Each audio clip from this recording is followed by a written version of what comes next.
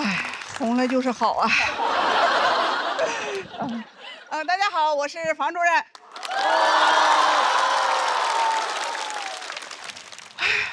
没想到就进了决赛了。我是个新人，第一轮的时候啊，我的心态很平和，我说我输了正常，我赢了我就赚了。没想到赚得盆满钵满的。更没想到的啊，是那么多的年轻人都走在了我的前面。我现在最大的困难是困。每次节目录制都是从下午开始，凌晨结束，录着录着我就睡着了，有好几次我睡得太死了，给他们都吓着了。是王月掐着我的人中给我掐醒了。凭什么都按照年轻人的时间来？为什么不能按照老年人的时间来？你早上5点半就开始录呗。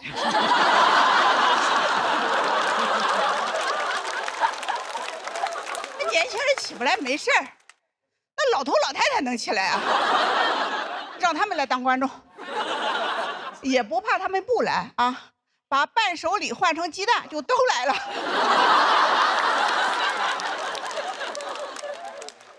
完全不用熬夜，录到下午4点就散伙，不能耽误接孙子。而且老头老太太吧，还爱传播。节目的传播度它一定广，但传成什么样它不一定。到时候节目吧，他也不怕有什么竞品，谁敢竞争啊？200个老头老太太往地上一躺，什么鹅场？场给你鹅没？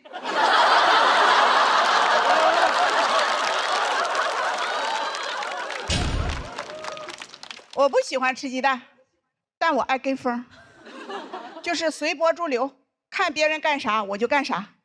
我初中就辍学了，因为我的同学都辍学。在我们村啊，上学他不是第一位的，种地他才是第一位的。一到秋收，老师都在地里，都是地理老师。堕落了，堕落，都是这比赛害的。后来嘛，大家都去打工，我也去。我10几岁就参加工作了，在一个砖厂里搬砖。很多脱口秀演员说梦想有一个小时的专场，我干专场都是8小时起步的。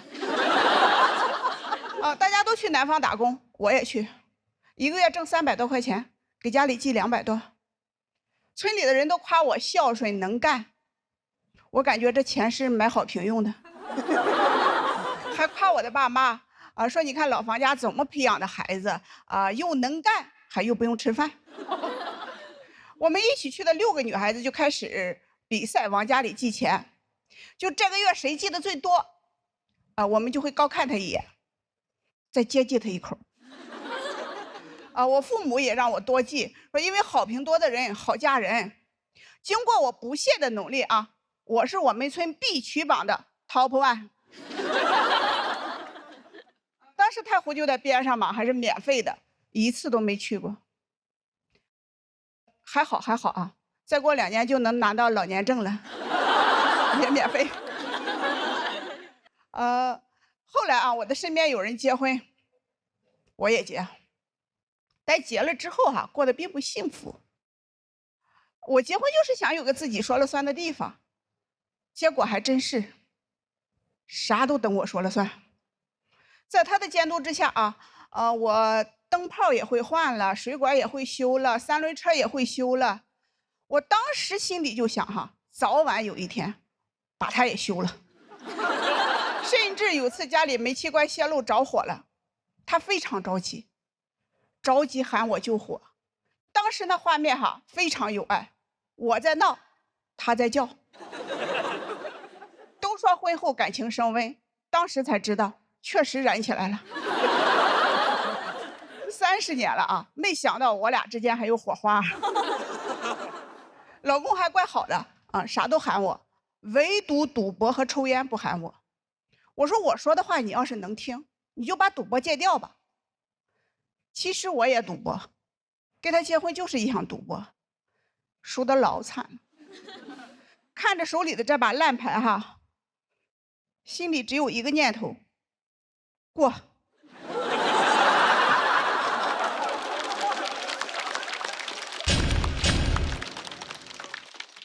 我不过了，实在不行我就靠自己，就来说脱口秀了。结果我也没想到啊，我自己这么靠得住。节目播出以后啊，我第一次看网友的评论，我说这都是什么意思呀？女性觉醒。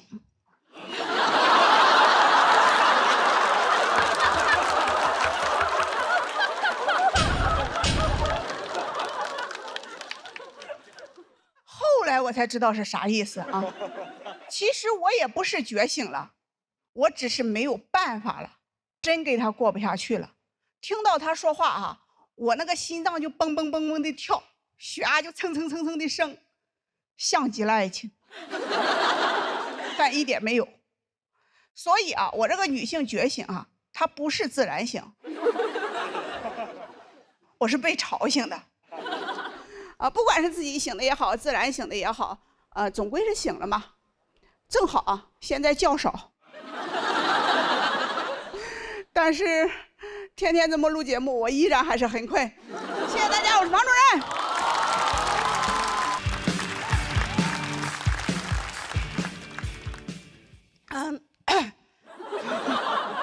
大家好，我是来自山东临沂沂蒙山的房主任。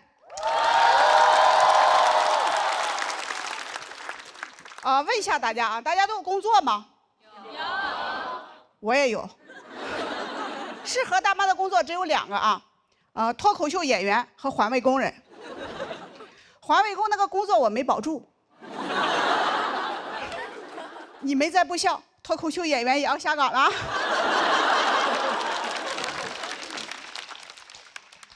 当脱口秀俱乐部老板邀请我来讲脱口秀。好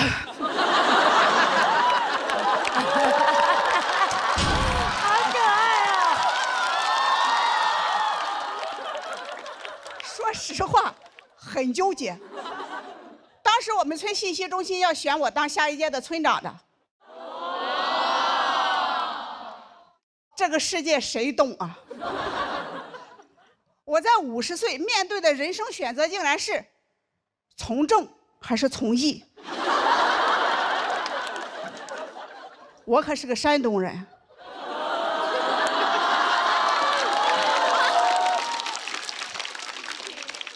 我说我们村长每个月工资2600，俱乐部老板说我每个月给你3000。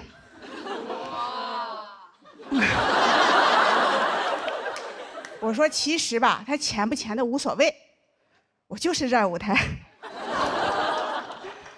我问老板什么是脱口秀，老板说就是站到台上讲讲别人的坏话。我说这不碰到我强项了吗？我有着30年专业造谣和传谣的经验。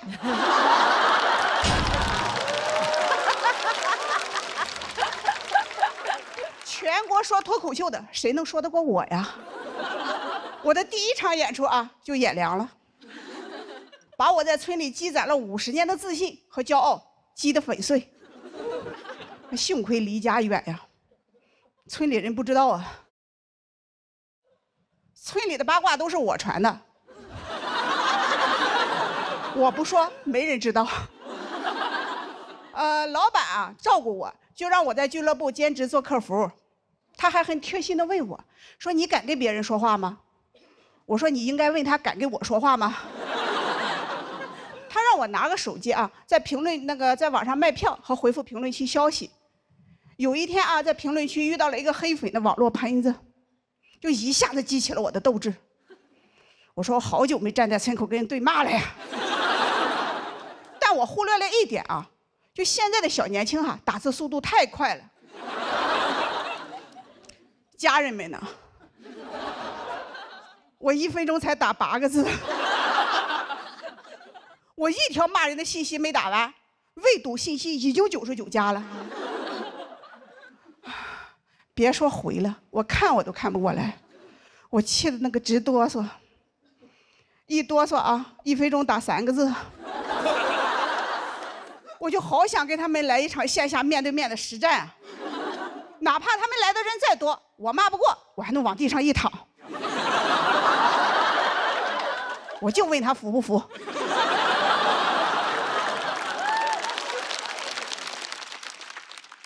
我一连回怼了好几天，第一天50人，第2天100，第3天200，是我的血压。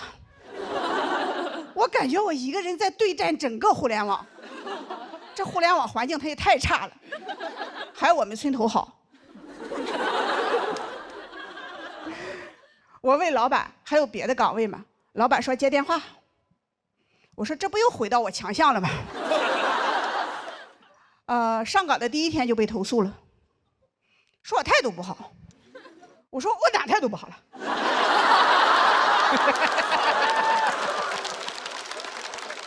我长这么大一直都是这么接电话的呀。喂，谁啊？老板说大姐呀，你要用夹子音，你要说喂，你好啊。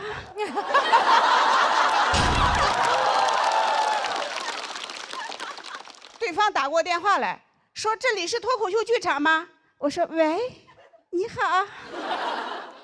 对方说我要买票，我说喂，你好啊。又把我投诉了，说我恶心。老板说大姐呀，你继续说下一句啊。我说老板，下一句我夹不住了呀。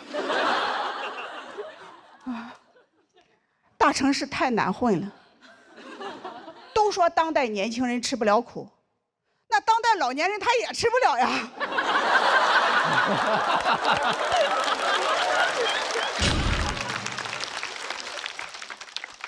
我还是干脆回村算了，回到村里种地吧，老年。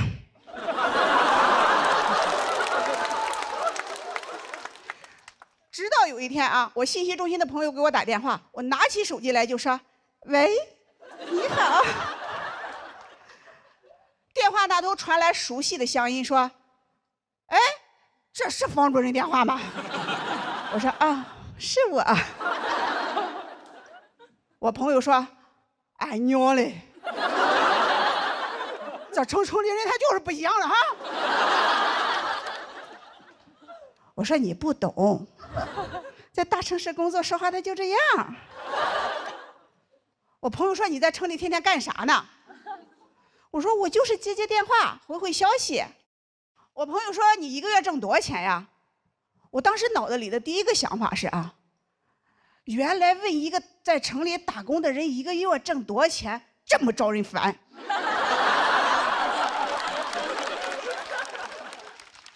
我一想到啊，要被村里那些7大外甥8大侄女的嘀咕，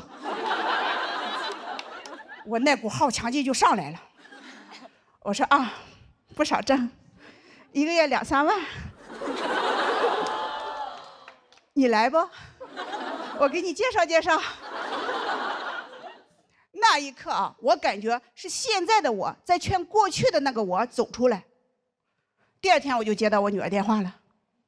我女儿说：“妈，你到底在哪呢？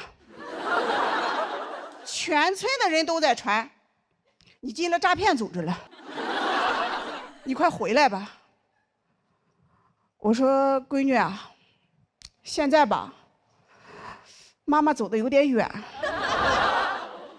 已经走到比赛的第3轮了。”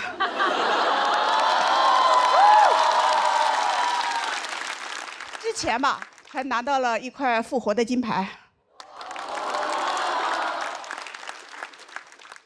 就是有点挺不住了。但每一个来大城市打拼的人，在他挺不住的时候，都会想再拼一把，来都来了。谢谢大家，我是房主任。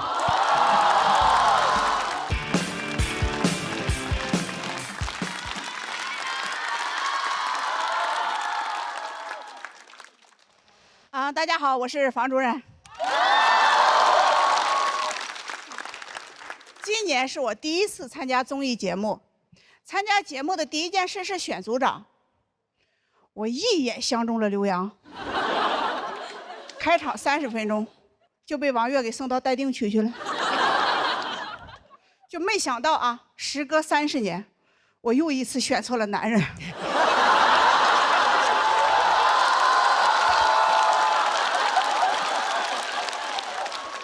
节目播出以后啊，随之而来的不仅是流量和善意，还有我的前夫。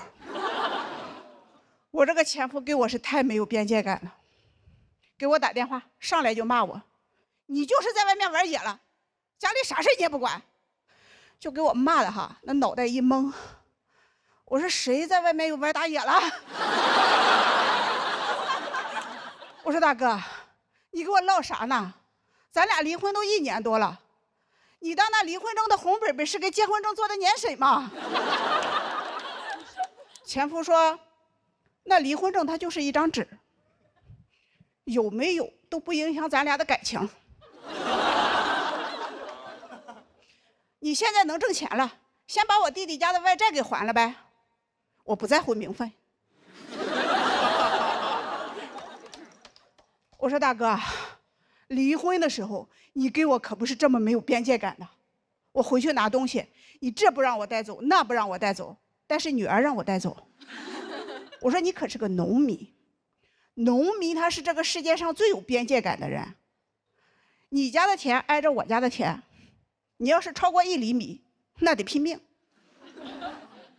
不过后来我也想通了啊，30年了，地都是我在种，他根本就没去过，他确实找不到边界在哪里。其实我前夫一开始啊，他也是不同意离婚的，他是30年了过得挺好的，你为什么突然要离婚？我说30年了，是你自己过得挺好的。我说我本来也没想过要离婚，是你每天数落我，逼得我买了副耳机，听到了脱口秀。我这才发现啊，说话能把人逼疯，也能把人逗笑，还能挣钱。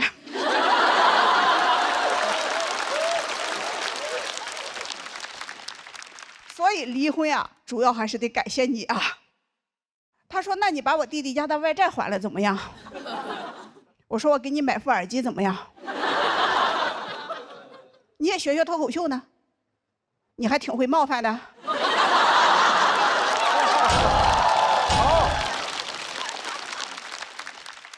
现在我火了之后啊，他老关心我了，每天给我发私信。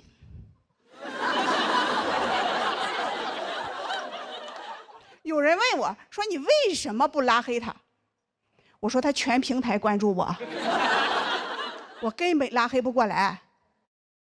就他本来是不会上网的，就因为被我拉黑的多了，现在都学会建小号了。以前啊，在家当爷爷当习惯了，现在在小某书上当陌陌。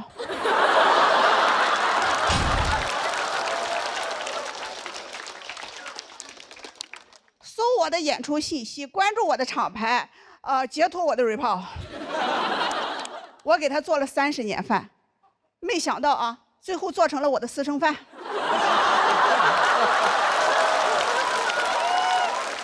就上台之前还给我发私信呢，说跟你合影的旁边那个老登是谁？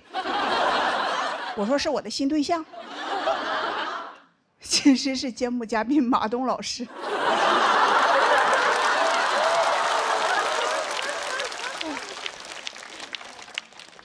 他给我说：“你得感谢我，没我你能写出这么多段子吗？没我你能有今天吗？”我一想也对，啊，我确实不该想没有他的日子，真想都不该想啊！我睡觉我都睡不踏实，睡着了都得乐醒。我太感谢他了啊！结婚第1年的感觉是啊，有的人活着他已经死了；离婚第1年的感觉是啊，有的人死了他咋还又活了呢？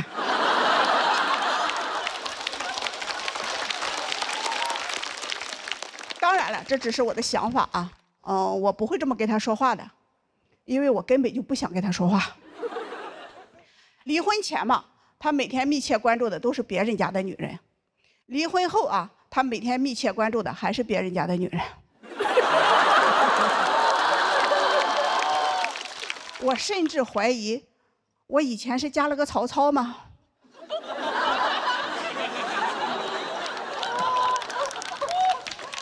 就这么几个有学问的啊。最近啊，他给我发私信说他真的改了，他要开始努力了，我就开始害怕。他以前开水果店也特别努力，只是特别努力的进水果，但是卖不掉。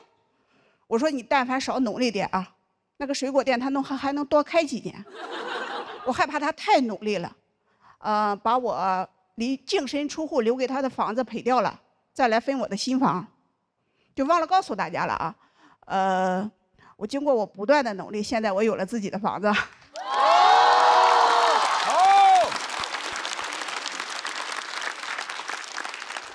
接下来的目标，我就是努力的还房钱。新房子装修的时候啊，我问包工头，我说你能不能给我定制一个网红的路牌？你就给我写上我在我自己的房子里一点都不想你。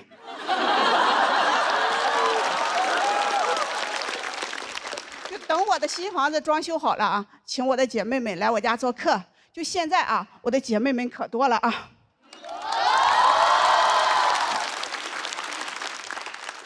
到时候就打一个滴滴站点巴士，把咱姐妹们一大巴一大巴的拉来啊。对，这是个商务，我能挣钱还房钱了啊。没想到吧，滴滴竟然还有大巴，坐着滴滴大巴想咋地就咋地，想过什么样的生活就过什么样的生活。谢谢大家，我现在不是房主任，我是房主。大家好，我是房主任。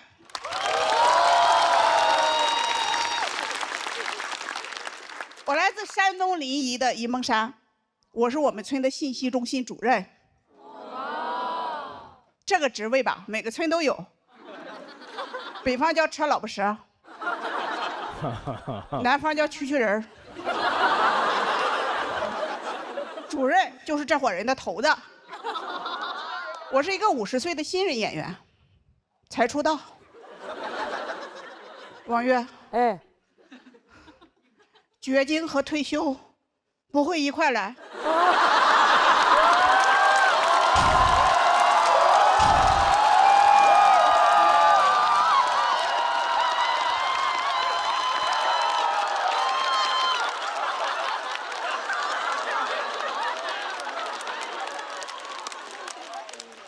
绝经和出道一块来。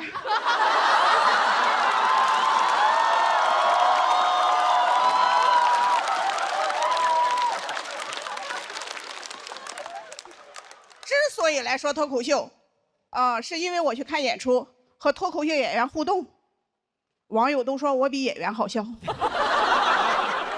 剧场老板希望我来讲脱口秀，我就被招安了。我上一个被招安的山东老乡还是宋江呢。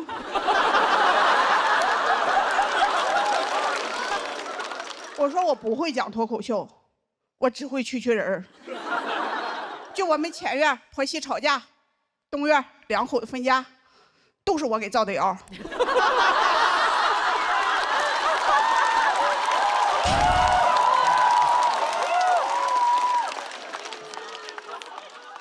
老板说这就是脱口秀。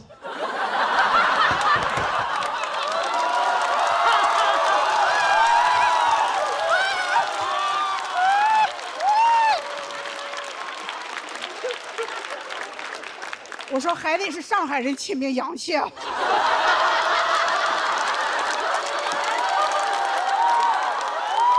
这也太能翻了，太狠了。从我们村的田间地头来到了上海，我突然感觉我就是网上说的那种小镇儿造谣家。有人说大姐，你咋什么菜都知道啊？哼，我说我可是信息中心主任。教主，我就说这个梗不好笑吧。您看天上干什么呀？其实我很犹豫，挺怕到大城市来的。我可是我们村的高端人才，又受欢迎又被需要。我会上网。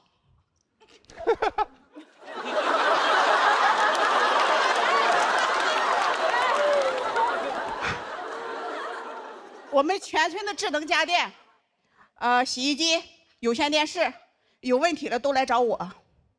我是我们村的马斯克。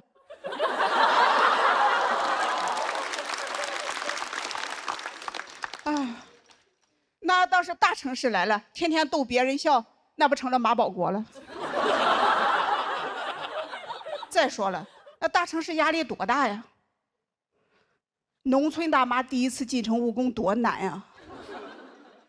就转身啊，看了看我身边的老公，我觉得我不怕难。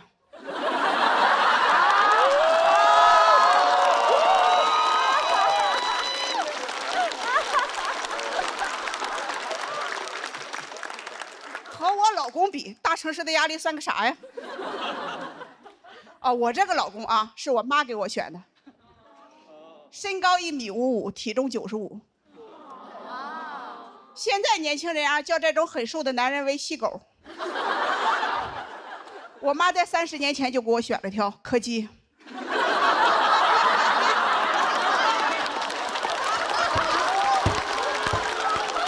我这腿是开不动啊。我妈说我大姐一直被家暴，都是因为她找的老公太高太壮了。我爸一看到这个又瘦又小的，说：“哎，这个行啊，这小玩意好啊。”我闺女跟他吃不了亏，他打不动。我俩第一次见面啊，我发现他何止是打不动啊，我感觉他都活不长。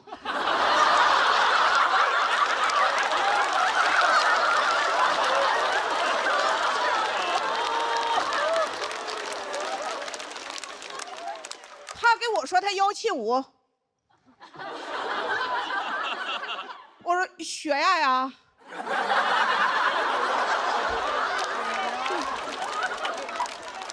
结婚不到1个月，有一次我老公跟我吵架，就跃跃欲试的要动手，我心中暗喜，还是我妈说的对呀，这要是找个又高又壮的，我肯定吃亏了。没想到啊，我老公是真狗，把他爸叫来了，双拳不敌四手，我就跑回娘家了。我爸一看到我啊，就说什么：“你被那个小玩意打了，你咋不养好了再来呢？这让别人看到多丢人啊！快回去吧。”我说：“爸，我再不来，你就该去吃席了。”那父子俩都进了医院了。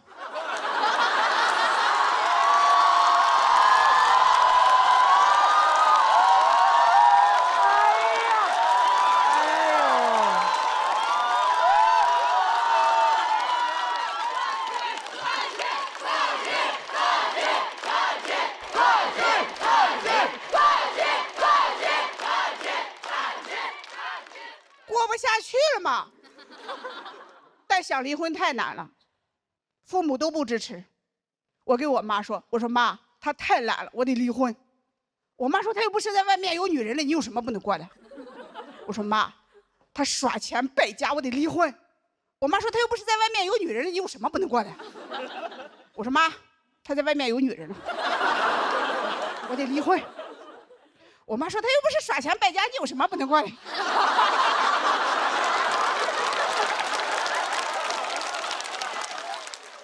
我爸更过分，我爸说我们家嫁出去的女儿就没有离婚的，家族的名声不能毁在我女儿这里。我说爸，男人家暴不丢人，女人离婚丢人。哼，咱家的名声就是你女儿让柯基给打了，还蹦起来打的。哎，好难受啊！我不是，但他们特别信命。我妈说我带你去找个大师算算。我说妈，你这也太迷信了。大师说吧，我俩过不好，都怨我老公。我转手就给大师又掏了200。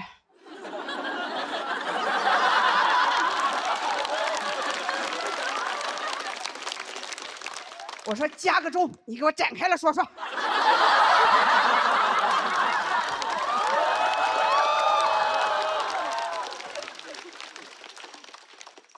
啊，明明是大师的眼睛看不见。那天我感觉我才是眼瞎的那一个。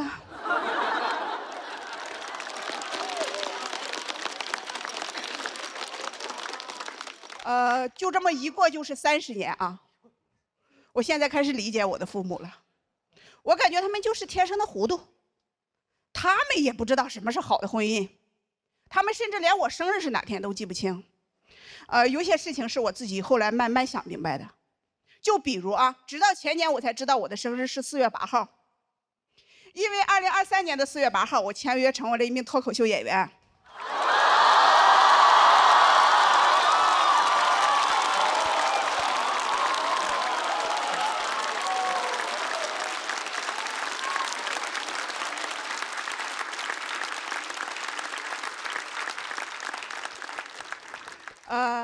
2024年的4月8号，我带着2女儿净身出户，拿到了离婚证书。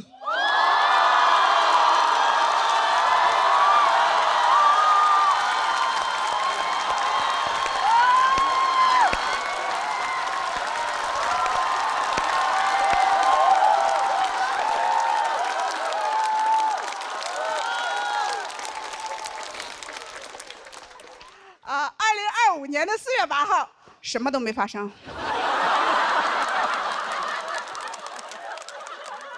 我过了一个平静而又幸福的一天。谢谢大家，我是房。大家好，我是来自山东的房主任。没想到吧？老太太也是个参赛选手。我是奔着1轮游来的，稀里糊涂的就进到第2轮了。我也是没想到啊，这节目组他竟然没有黑幕。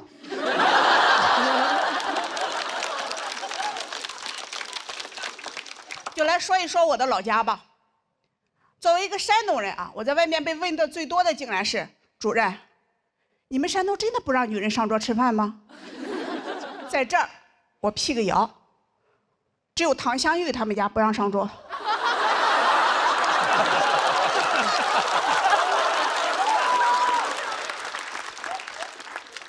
我们家，我做饭的时候都吃饱了。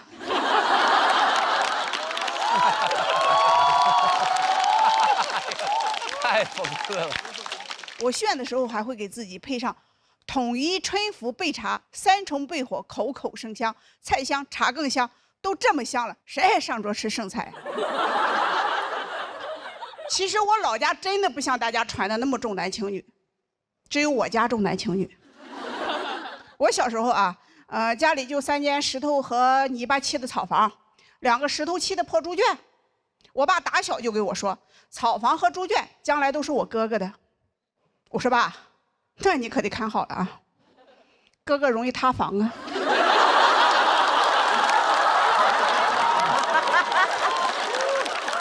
我只有2个女儿，我婆婆说没有儿子的人啊，是不全乎人，就不完整了。离婚的人是半拉人，就是1/2人。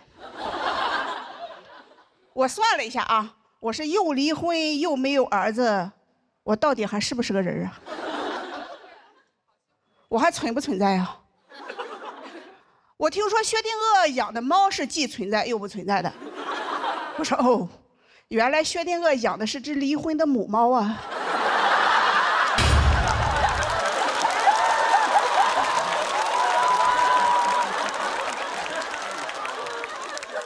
在我老家，没有儿子的人都不能去参加别人的婚礼。我小时候的结婚啊，我寻思我不能去参加婚礼，我也出点力呀，我就去提前帮着收拾新房去了。这给我婆婆吓的呀，跟在我屁股后面看我都碰了啥了，怕不吉利，拦着我啊，不让我碰新人的床和被子，说我碰了以后啊，我小时候的就会跟我一样，只生女儿不生儿子了。我当时心里想哈，这生男生女不是他们两口子之间的事儿吗？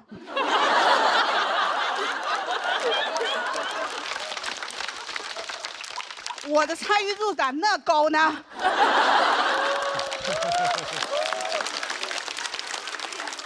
我是辅助啊。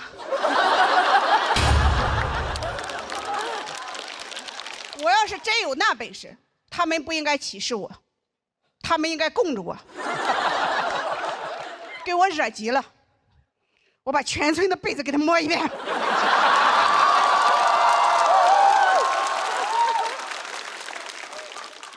到时候我们村就是女儿国。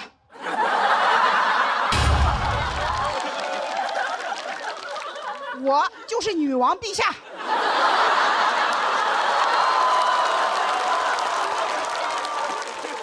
越想越生气，这我小叔子以后要是真生了儿子，我不就更受歧视了吗？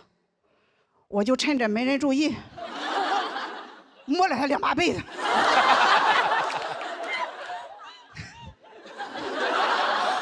别说啊，我小叔子结婚第2年，一胎生了2儿子，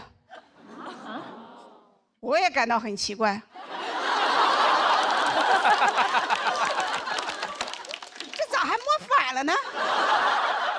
难道我的体质跟别人是相反的吗？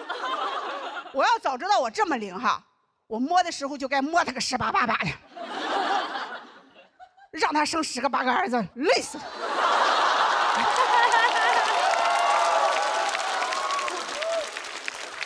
嘴上说的硬气，但还是有点心酸的。在我们村啊，原来不仅婚礼不让没有儿子的女人参加，就连村里分的宅基地和墓地，他都没有女人的。就活着我没地位哈，死了还没地方。就我想下去哈，只能蹭男人的。别人都说婚姻是爱情的坟墓，我都羡慕了。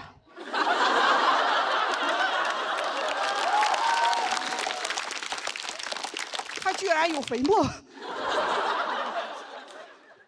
我很痛恨这种重男轻女的观念，但我也想生儿子，我就去找偏方了。我们村里人给我介绍一个大夫，说他的药老灵了，吃上肯定生儿子。我就翻过了好几座山，找到这个大夫，拿了药，刚要走啊，又进来一个患者说：“大夫，你给开点药，俺家兔子拉肚子。”我说什么？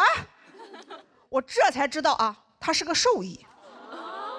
就回家的路上啊，我一边翻山，我一边想，你说我好歹也是上过学、读过几年书的人，我怎么就翻不过城建的这座大山呢？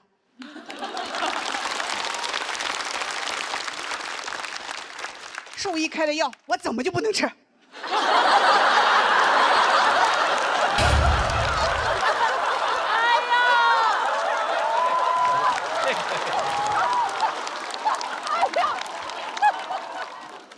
兔子能吃，我就能吃。我狠起来，连兔子都吃。万一好使呢？第2年我又生了个女儿。其实这些年哈，我看着我婆婆带着我小叔子一家人节衣缩食的给2儿子买房攒彩礼，我心里就偷着乐。没有了，开玩笑的啊，有时候也笑出声。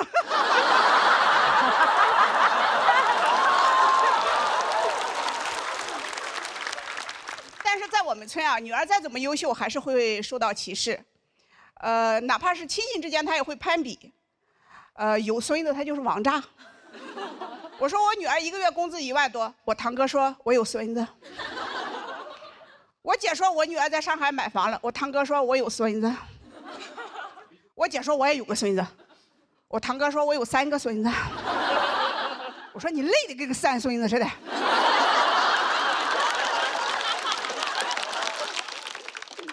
我说你要那么多孙子干嘛？你要去移山吗？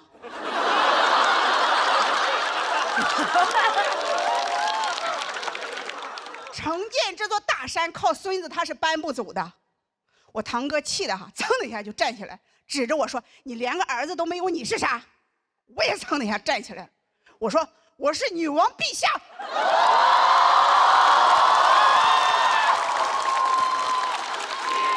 女王我是房主任。